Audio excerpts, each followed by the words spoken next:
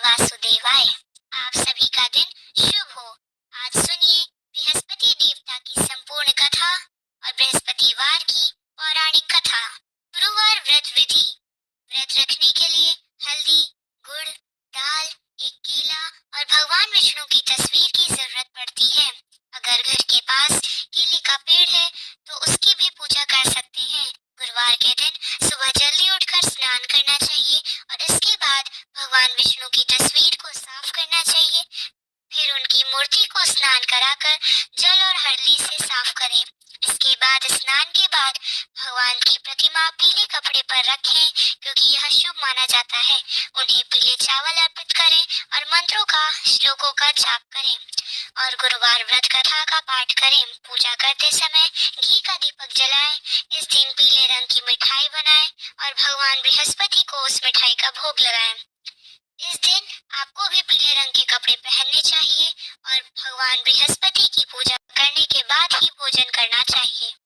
जिस दिन गुरुवार व्रत की शुरुआत करें उस दिन बालों में शैम्पू न करें और नमक वाला भोजन न करें।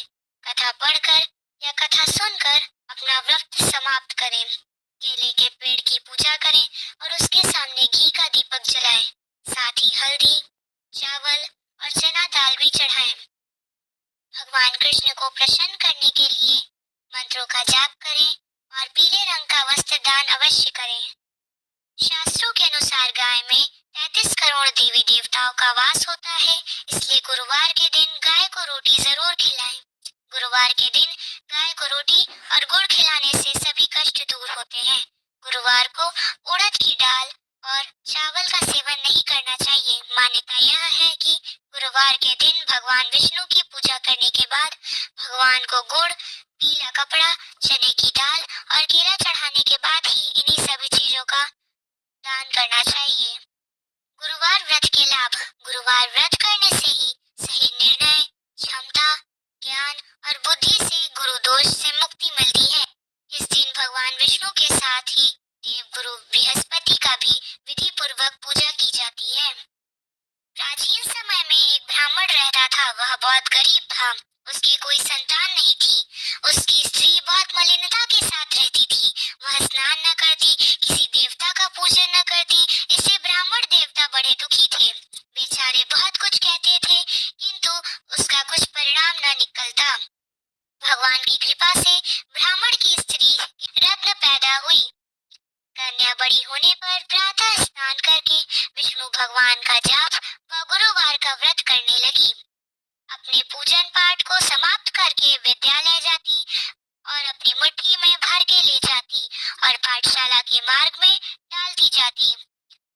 तब ये जौ स्वर्ण के जौ लौटते समय उनको बिनकर घर ले आती थी। एक दिन वह बालिका सूप में उस सोने के जी को फटक कर साफ कर रही थी। उसके पिता ने देखा और कहा कि बेटे, सोने के जौ के लिए सोने का सूप होना चाहिए। दूसरे दिन बृहस्पतिवार को उस कन्या ने व्रत रखा और बृहस्पति देव से प्रार्थना करके कहा, मैंने आपकी पूजा सच्चे मन से की है तो मेरे लिए सोने का सूप दे दो। बृहस्पति देव ने उसकी प्रार्थना स्वीकार कर ली। रोजाना की तरह वह कन्या जौ फैलाती हुई जाने लगी और जब लौटकर जौ बिन रही थी तो वह बृहस्पति देव की कृपा से सोने का सूप मिला। उसे वह घर ले आई और उसमें जी भर के साफ करने लगी, परंतु उसकी माँ का वही ढंग रहा। एक दिन की बात है, वह कन्या सोने के सूप में जौ साफ कर रही थी। उस समय उस शहर का राजपुत्र वहां से होकर निकला। इस कन्या के रूप और कार्य को देखकर मोहित हो गया था। अपने घर आकर भोजन तथा जल त्याग कर उदास होकर लेट गया। राजा को इस बात का पता लगा तो अपने प्रधानमंत्री के साथ उसके पास गए और बोले, हे बेटा, तुम्हें किस बात का कष्ट है? किसी ने अपमान किया अथवा क्या कारण हो सो कहो, वही कार्य करूंगा जिससे तुम्हें प्रसन्नता हो। अपने पिता की राजकुमार ने बातें सुनी तो वह बोला, मुझे आपकी कृपा से किसी बात का दुख नहीं है। किसी ने मेरा अपमान नहीं किया, परंतु मैं उस लड़की से विवाह करना चाहता हूँ जो सोने के सूप में जौ साफ कर रही थी। यह सुनकर राजा आश्चर्य में पड़ गया। बोला,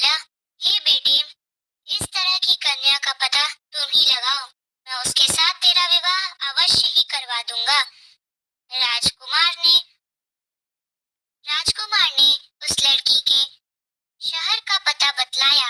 तब मंत्री उस लड़की के घर गए और ब्राह्मण देवता को सभी हाल बतलाया।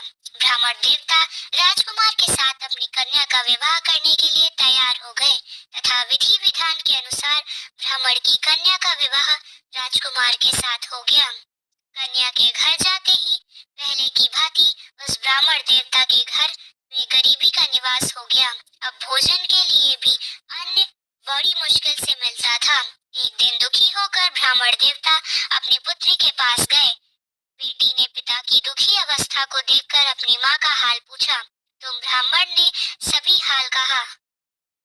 कन्या ने बहुत सा धन देकर अपने पिता को विदा कर दिया। इस तरह ब्राह्मण का कुछ समय सुखपूर्वक व्यतीत हुआ।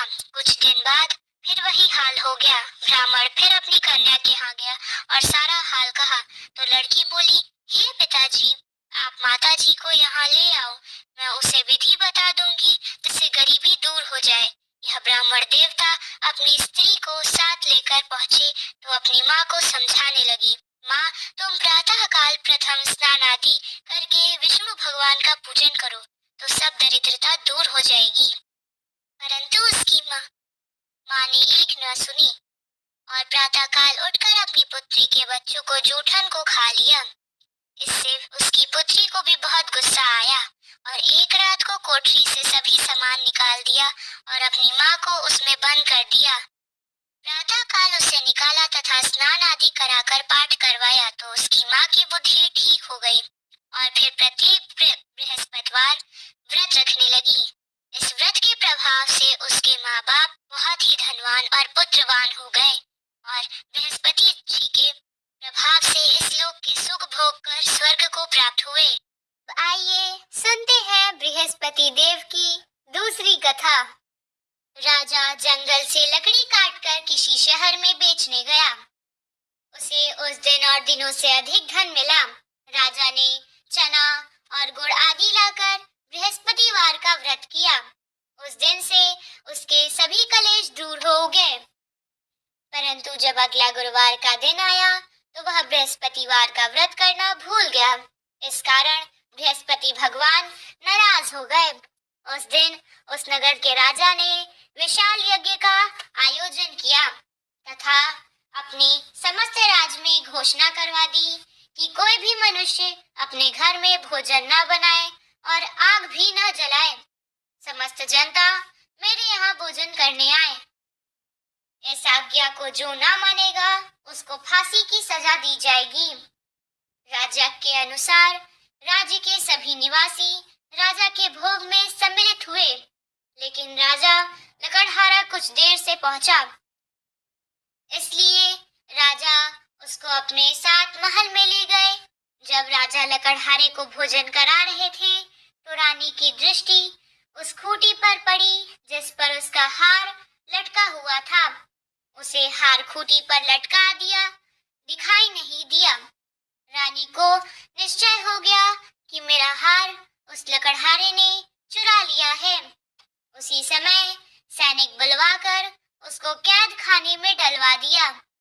जब लकड़हारा कारागार में पड़ गया तो वह बहुत दुखी होकर विचार करने लगा कि न जाने कौन से पूर्व जन्म के कर्म से मुझे यह दुख प्राप्त हुआ है, और उसी साधु को याद करने लगा जो जंगल में उसे मिला था। तत्काल बृहस्पति देव साधु के रूप में प्रकट हो गए और उसकी दशा को देखकर कहने लगे, अरे मूर्ख, तूने बृहस्पति देवता की कथा नहीं की, इस कारण तुझे दुख प्राप्त हुआ।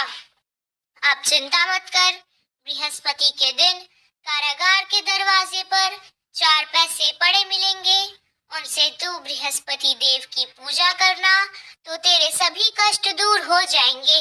अगले बृहस्पतिवार उसे कारागार के द्वार पर 4 पैसे पड़े मिले। राजा ने पूजा का सामान मंगवाकर कथा कही और प्रसाद बांटा। उसी रात्रि को बृहस्पति देव ने उस नगर के राजा को स्वप्न में कहा, हे राजा, तूने जिस आदमी को कारागार में बंद कर दिया था वे निर्दोष है, वह राजा उसे छोड़ देना। रानी का हार उसी खूंटी पर लटका हुआ है। अगर तू ऐसा नहीं करेगा तो मैं तेरे राज्य को नष्ट कर दूंगा। राजा प्रातः काल उठा और खूंटी पर हार टंगा देखकर लकड़हारे को बुलाकर क्षमा मांगी तथा राजा के योग्य सुंदर वस्त्र आभूषण भेंट कर उसे विदा किया। गुरुदेव की आज्ञा अनुसार राजा जब अपने नगर को चल दिया, राजा जब नगर के निकट पहुंचा तो उसे बड़ा ही आश्चर्य हुआ। नगर में पहले से अधिक बाग, तालाब और कुएं तथा बहुत सी धर्मशाला, मंदिर आदि बने हुए हैं। राजा ने पूछा कि यह किसका बाग और धर्मशाला है। तब नगर के सब लोग कहने लगे कि यह सब रानी और दासी द्वारा बनवाए गए हैं। राजा को आश्चर्य हुआ और गुस्सा भी आया। जब रानी ने खबर सुनी कि राजा आ रहे हैं तो उसने अपनी दासी से कहा, हे दासी, देख हमको कितनी तरह हालत में छोड़ के वह हमारी ऐसी हालत देखकर लौट न जाए, इसलिए तू दरवाजे पर खड़ी हो जा। रानी की आज्ञा अनुसार दासी दरवाजे पर खड़ी हो गई। जब राजा आए तो उन्हें अपने साथ महल में लिवा लाई। तब राजा ने क्रोध करके अपनी तलवार निकाली और पूछने लगा, बताओ यह धन तुम्हें कैसे प्राप्त हुआ। तब रानी ने बताया, हमें धन बृहस्पति देव के व्रत के प्रभाव से प्राप्त हुआ है। राजा ने तब निश्चय किया कि 7 रोज बाद तो सभी बृहस्पति देव का पूजन करेंगे, परंतु मैं रोजाना दिन में 3 बार कथा करूंगा तथा रोज व्रत किया करूंगा। अब हर समय राजा के दुपट्टे में चने की दाल बंधी रहती तथा दिन में 3 बार वह कहता था। एक दिन राजा ने विचार किया कि चलो अपनी बहन के यहाँ आवे। इस तरह का निश्चय कर राजा घोड़े पर सवार होकर अपनी बहन के यहाँ चल पड़ा। रास्ते में उसने देखा कि कुछ आदमी एक मुर्दे को लिए जा रहे थे। उन्हें रोककर राजा कहने लगा, अरे भाइयों, मेरी बृहस्पतिवार की कथा सुन लो। वे बोले, लो हमारा तो आदमी मर गया है, इसको अपनी कथा की पड़ी है। परंतु कुछ आदमी बोले, अच्छा कहो, हम तुम्हारी कथा भी सुनेंगे। राजा ने दाल निकाली और कथा कहना शुरू कर दी। जब कथा आधी हुई तो वह मुर्दा हिलने लगा और जब कथा समाप्त हुई तो राम राम करके वह मनुष्य खड़ा हो गया। राजा आगे बढ़ा, उसे चलते चलते शाम हो गई। आगे मार्ग में उसे किसान खेत में हल चलाता मिला। राजा उससे बोला, अरे भैया, तुम मेरी बृहस्पतिवार की कथा सुन लो। किसान बोला, जब तक मैं तेरी कथा सुनूंगा तब तक 4 हरैया जोत लूंगा। जा अपनी कथा किसी और को सुनाना। राजा आगे चलने लगा।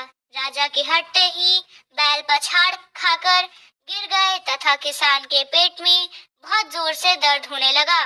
उसी समय किसान की माँ रोटी लेकर आई। उसने जब यह देखा तो अपने पुत्र से सब हाल पूछा। बेटे ने सभी हाल बता दिया। बुढ़िया दौड़ी दौड़ी उस घुड़सवार के पास गई और उससे बोली, मैं तेरी कथा सुनूंगी, तू अपनी कथा मेरे खेत पर ही चलकर कहना। राजा ने लौटकर बुढ़िया के खेत पर ही जाकर कथा कही, जिससे सुनते ही बैल खड़े हो गए और किसान के पेट का भी दर्द बंद हो गया। अब राजा अपनी बहन के घर पहुंच गया। बहन ने भाई की खूब मेहमानी की। दूसरे दिन प्रातःकाल राजा जगा तो देखने लगा कि सब लोग भोजन कर रहे हैं। राजा ने अपनी बहन से पूछा कि ऐसा कोई मनुष्य है जिसने भोजन न किया हो, जो मेरी बृहस्पतिवार की कथा सुन ले। तो बहन बोली, हे भैया, यह देश ऐसा ही है। पहले यहाँ के लोग भोजन करते हैं, बाद में कोई अन्य काम करते हैं। अगर पड़ोस में कोई हो तो मैं देख कर आती हूँ। ऐसा कहकर बहन देखने चली गई, परंतु उसे ऐसा कोई भी व्यक्ति नहीं मिला जिसे भोजन नहीं किया हो। फिर वह कुम्हार के घर गई जिसका लड़का बीमार था। उसे पता चला कि उसके यहाँ 3 दिन से किसी ने भोजन नहीं किया। रानी ने अपनी भाई की कथा सुनने के लिए कुम्हार से कहा तो वह तैयार हो गया। तब राजा ने जाकर बृहस्पतिवार की कथा कही, जिसको सुनकर लड़का ठीक हो गया। अब तो राजा की प्रशंसा होने लगी। एक दिन राजा ने अपनी बहन से कहा, हे बहन, अब मैं अपने घर जाऊंगा, तुम भी तैयार हो जाओ। राजा की बहन ने अपनी सास से अपने भाई के साथ जाने की आज्ञा मांगी, तो सास बोली, जा, परंतु अपने लड़कों को मत ले जाना, क्योंकि तेरे भाई की कोई संतान नहीं होती है। बहन ने अपने भाई से कहा, हे भैया, मैं तो चलूंगी, परंतु कोई बालक नहीं जाएगा। राजा ने कहा कि जब कोई बालक नहीं चलेगा, तब तुम भी जाकर क्या करोगी? फिर दुखी मन से राजा अपने नगर को लौट आया। राजा ने अपनी रानी से कहा, हम निसंतान हैं, इसलिए हमारे घर आना कोई पसंद नहीं करता। हम निर्वंशी राजा हैं। ऐसा कहकर वह बिना भोजन आदि किए शैया पर लेट गया। रानी बोली, हे प्रभु, बृहस्पति देव ने हमें सब कुछ दिया है, वे हमें संतान भी अवश्य देंगे। उसी रात बृहस्पति देव ने राजा को स्वप्न में कहा, हे राजा, उठ, सभी सोच त्याग दे, तेरी रानी गर्भ से है। राजा को यह जानकारी बड़ी प्रसन्नता हुई। 9वें महीने रानी के गर्भ से एक सुंदर पुत्र पैदा हुआ। जब राजा की बहन ने यह शुभ समाचार सुना, तो वह बहुत खुश हो गई तथा बधाई लेकर अपने भाई के यहाँ आई। तभी रानी ने कहा, घोड़ा चढ़कर तो नहीं आई, गधा चढ़ी आई। राजा की बहन बोली, भाई, मैं इस प्रकार न कहती तो तुम्हें संतान कैसे मिलती? बृहस्पति देव ऐसे ही है, जिसके मन में जो कामनाएं रहती हैं सभी को पूर्ण करते हैं। जो सद्भावना पूर्वक बृहस्पतिवार का व्रत करता है और कथा पढ़ता है अथवा सुनता है और दूसरों को सुनाता है, बृहस्पति देव उसकी सभी मनोकामनाएं पूर्ण करते हैं। बृहस्पति देव उनकी सदैव रक्षा करते हैं। तो संसार में सद्भावना और सच्चे मन से देव का पूजन करते हैं, उनकी सभी मनोकामनाएं उसी प्रकार पूर्ण होती है, जैसे राजा और रानी ने बृहस्पति देव की कथा का गुणगान किया, उनकी सभी इच्छाएं बृहस्पति देव ने पूरी की। मनुष्य को हृदय से उनका मनन करते हुए जयकार करनी चाहिए। प्रेम से बोलिए, बृहस्पति देवता की जय। यह थी बृहस्पतिवार व्रत कथा। अब सुनिए आरती। ओम जय बृहस्पति देवा, स्वामी जय बृहस्पति देवा, छिन छिन भोग लगाऊं, कदली फल मेवा। ओम जय बृहस्पति देवा, तुम पूर्ण परमात्मा, तुम अंतर्यामी, स्वामी तुम अंतर्यामी। जगत पिता जगदीश्वर, जगत पिता जगदीश्वर, तुम सबके स्वामी। ओम जय बृहस्पति देवा, चरणामृत निज निर्मल, सब पातक हरता, स्वामी सब पातक हरता। सकल मनोरथ दायक, सकल मनोरथ दायक, कृपा करो भरता।